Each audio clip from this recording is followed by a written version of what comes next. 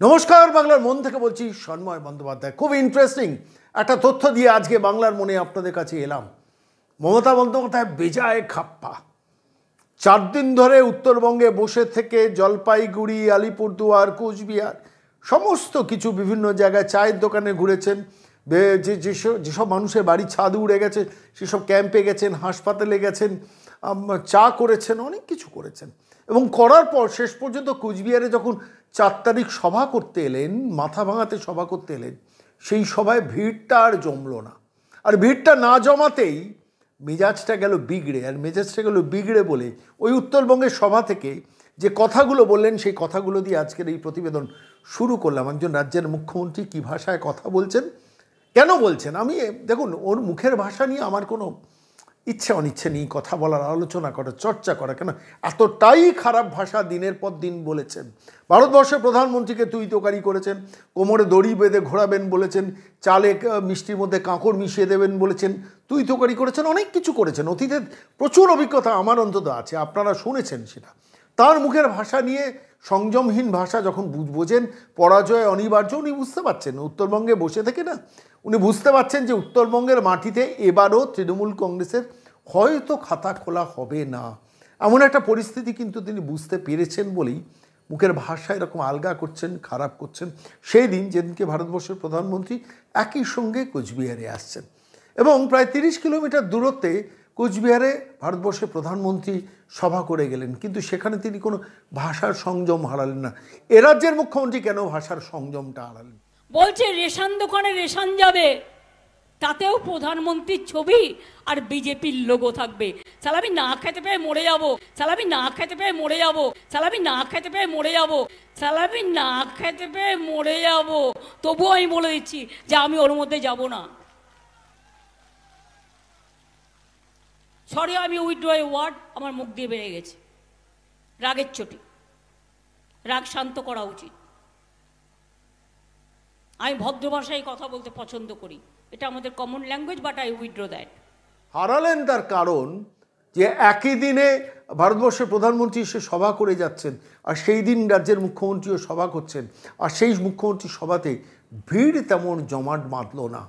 দেখুন, আজকের এই প্রতিবেদন তৈরি করার আগে আমি গত 3 দিন ধরে কোচবিহারে 3-4 জন মানুষের সঙ্গে নিবিড় সম্পর্ক রেখে গেছি, যারা এর আগে 1 তারিখ শুভেন্দু অধিকারী শীতলকুচিতে একটা সভা করেছেন। শীতলকুচির সভায়, শুভেন্দু অধিকারী সভার আমি প্রচুর ভিডিও আমার কাছে পেয়েছিলাম। আমি সে ভিডিও আপনাদের দেখিয়েওছি।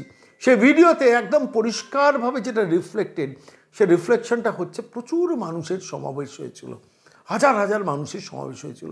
আমি বারবার জানার চেষ্টা করছিলাম যে শুভেন্দু অধিকারী শীতলকুচির সভায় ভিড় কত। আমি আপনাদের খুব দায়িত্ব নিয়ে বলছি, শুধু সাধারণ মানুষের মন্তব্য নয়, এমনকি পুলিশের চাকরি করেন খুব সিনিয়র লেভেলের একজন অফিসার, তাঁর কাছ থেকেও আমি অনেক চেষ্টা করে গভীর রাতেও তাঁর কাছ থেকে জানতে চেয়েছিলাম যে শুভেন্দু অধিকারীর সভায় ভিড় কত হয়েছিল। তার বক্তব্য হচ্ছে, পুলিশের রিপোর্ট যাই বলুক না কেন, তার রিপোর্ট হচ্ছে প্রায় 60,000 মানুষের সমাবেশ হয়েছিল শীতলকুচিতে। নিশীথ প্রামাণিকের সমর্থনে যে সভা, সেদিনকে শুভেন্দু অধিকারী অ্যাড্রেস করছেন। মনে রাখবেন, সেদিনকে শুভেন্দু অধিকারী যখন সেই সভা অ্যাড্রেস করছেন, তার দুপুর 3টেতে তার সভা অ্যাড্রেস করার কথা ছিল। সেই সভা তিনি কটা অ্যাড্রেস করলেন? বিকেল 5টায়। আবার বলছি, যে সভা অ্যাড্রেস করার কথা ছিল শুভেন্দু অধিকারী দুপুর 3টেতে, অর্থাৎ দুপুর 3টেতে যখন শুভেন্দু অধিকারী আসবেন, যখন মানুষের কাছে প্রচার হয়, তখন স্বাভাবিকভাবে মানুষ 1টা-1.5টায় চলে আসেন। 1 ঘন্টা আগে, আধ ঘন্টা আগে সভাস্থলে ভিড় জমান এবং তারপর যিনি মুখ্য বক্তা, তিনি আসছেন 3টেতে শিডিউল। সেই 3টে প্রোগ্রামটা তিনি শুভেন্দু অধিকারী এসে পৌঁছেছিলেন বিকেল 5টা। কেন? কোচবিহারে নেমে জলপাইগুড়িতে নেমে প্রথম তাঁর কাজ ছিল সেটা ময়নাগুড়িতে যাওয়া। ময়নাগুড়িতে যাদের বাড়ি ছাদ উড়ে গেছে তাদের ক্যাম্পে যাওয়া, তারপর সেখান থেকে হাসপাতালে যাওয়া। সেটা প্রি শিডিউল ছিল না, আগের দিন ঝড় হয়েছে, স্বাভাবিকভাবে তখন নতুন করে শিডিউল তৈরি করতে হয়েছে। জলপাইগুড়িতে নেমেই তিনি পৌঁছে গেছেন সেই অঞ্চলগুলোতে এবং সেখানে অ্যাটেন্ড করে, ক্যাম্পে অ্যাটেন্ড করে, যেখানে মানুষের বাড়ির ঘর উড়ে গেছে সেখানে অ্যাটেন্ড করে, হাসপাতালে অ্যাটেন্ড করতে গিয়ে 2 ঘন্টা দেরি হয়েছে। 2 ঘন্টা পরেও একটা সভা যখন শীতলকুচিতে অ্যাড্রেস করছেন, খোলা আকাশের মাঠ, তার মাথায় কোনো আচ্ছাদন ছিল না। সেই সভাতে, শুভেন্দু অধিকারী সভায় 60,000 মানুষের সমাবেশ। কিছু ছবি এই মুহূর্তে আপনাদের সেই দৃশ্যগুলো আপনাদের কাছে দেখাচ্ছে।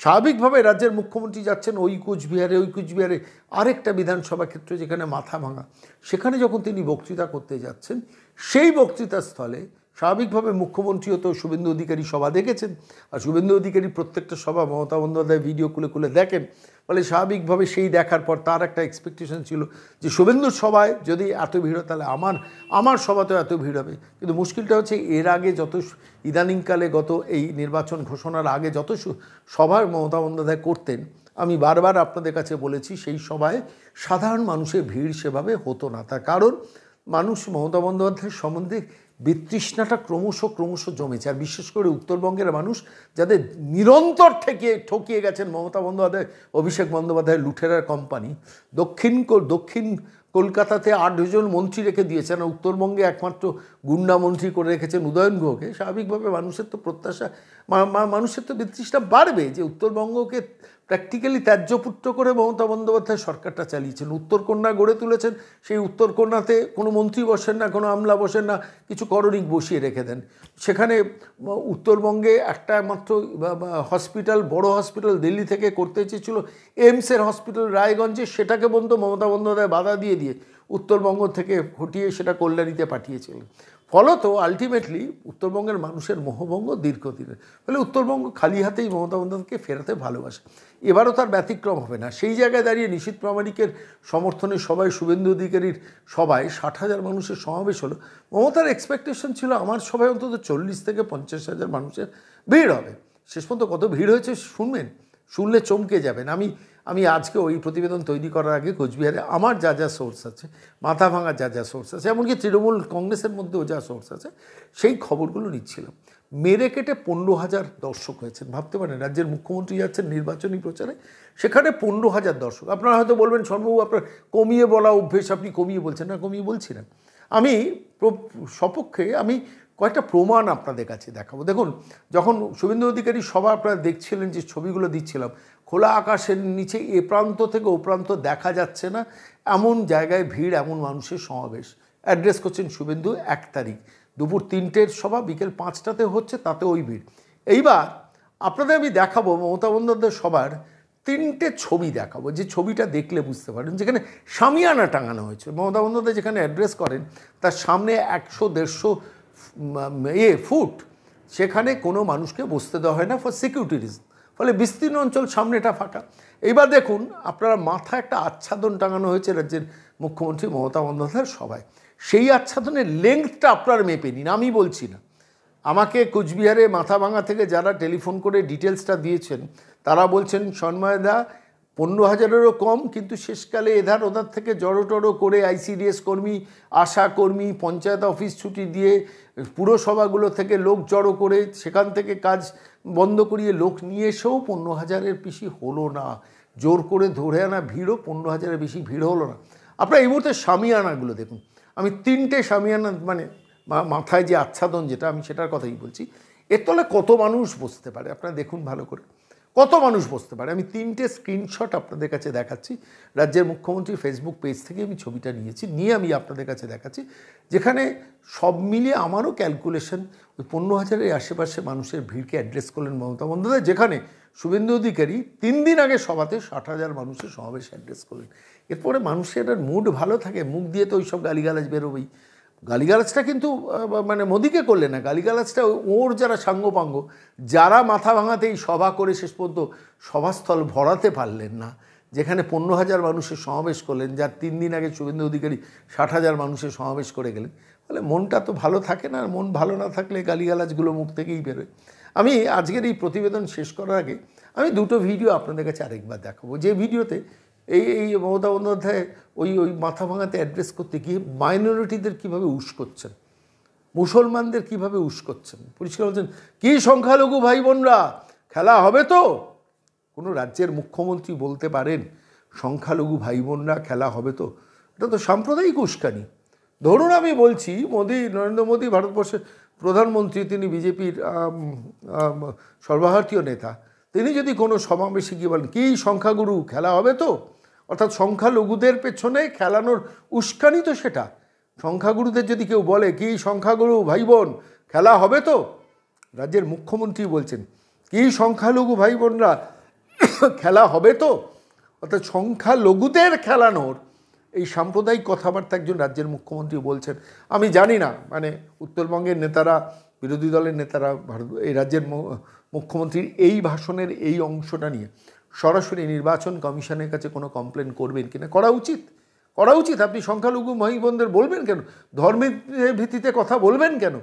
সংখ্যাগুরুর কথা বললেই বিজেপি সাম্প্রদায়িক, আর সংখ্যালঘুদের নিয়ে কথা বললে সেটা সাম্প্রদায়িকতা নয়, এর নাম ধর্মনিরপেক্ষতা। শয়তানির তো একটা লিমিট থাকে, সর্বকালীন লিমিট ছাড়িয়ে গেছেন এই মহিলা। আপনারা সেই ভিডিওটা শুনুন যেখানে মুখ্যমন্ত্রী বলছেন কি সংখ্যালঘুরা খেলা হবে তো বলে, তারপর শেষ করছেন। মাথার তো ঠিক নেই। 15,000 মানুষের ভিড় হলে, আর নিজের চোখে দেখেছেন, পুলিশের রিপোর্ট নিশ্চয়ই আছে 60,000 মানুষের ভিড় শীতলকুচিতে শুভেন্দু করেছেন, আর সেখানে 15,000 মানুষের ভিড় থাকলে এসব বয়ানই তো বেরোবে। আমি তাঁর বক্তব্য দিয়ে প্রতিবেদন শেষ করব, শুধু না, শেষকালে একটুখানি শীতলকুচির সেই সভার শুভেন্দুর একটা ছোট্ট টুকরো অংশ এই প্রতিবেদনে একদম শেষকালে শোনাব। কি সংখ্যালঘু ভাই বোনেরা, খেলা হবে, খেলা হবে, খেলা হবে। বলেননি তো বদলা 19 তারিখ হবে তো, ইভিএমে বদলা হবে। মায়েরা তৃণমূলের পিঠা খাওয়া বন্ধ করবেন তো? মাঝরাতে ডেকে নিয়ে সন্দেশখালীতে যা করেছে তার বদলা হবে তো? হবে তো? বদলা হবে তো? জয় জয় শিবচণ্ডী, জয় জয় শিবচণ্ডী, জয় জয় শিবচণ্ডী, জয় জয় শিবচণ্ডী। ভারত মাতা কি, ভারত মাতা কি, ভারত মাতা কি। 4 তারিখে মোদীজির সভাকে ভরিয়ে দিতে হবে। তারপরে 12 তারিখে আমি আসছি, আবার আসছি। দিন আটাতে দেখা হবে, দিন আটাতে দেখা হবে। ওই গুন্ডা পোস্টপল ভায়োলেন্স কথা দিয়ে গেলাম, আমাকে বিশ্বাস করেন তো? বিশ্বাস করেন তো বিরোধী দলনেতাকে? এদের